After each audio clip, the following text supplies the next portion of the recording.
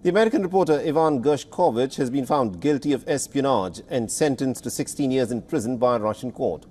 His employer, the Wall Street Journal, has called it a disgraceful sham conviction.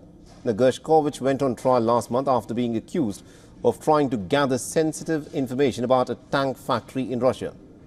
His arrest in 2023, the first of any U.S. journalist since the Cold War, prompted many American and other Western correspondents to leave Moscow immediately.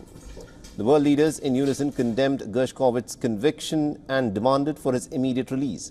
At the forefront was the U.S. President Joe Biden, and Biden said that the United States reporter was in fact sentenced despite having committed no crime. He said, and I quote, "I will not mince my words. He was targeted by the Russian government because he is a journalist and an American."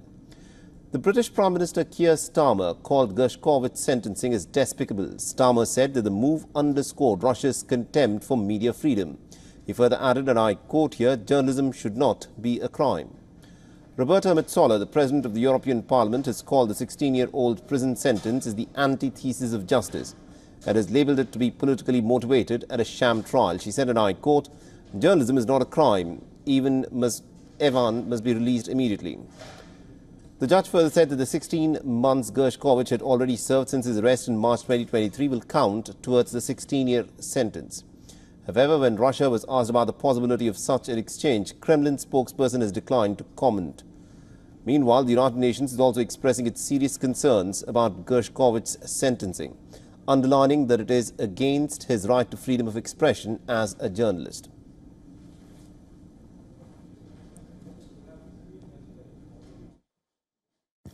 Journalists should be able to perform their essential professional functions and work in a safe environment without fear of reprisals, in line with Russia's international human rights obligations. And the UN Working Group on Arbitrary Detentions had already declared his detention to be arbitrary.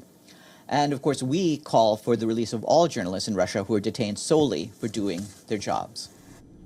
For all the latest news, download the WION app and subscribe to our YouTube channel.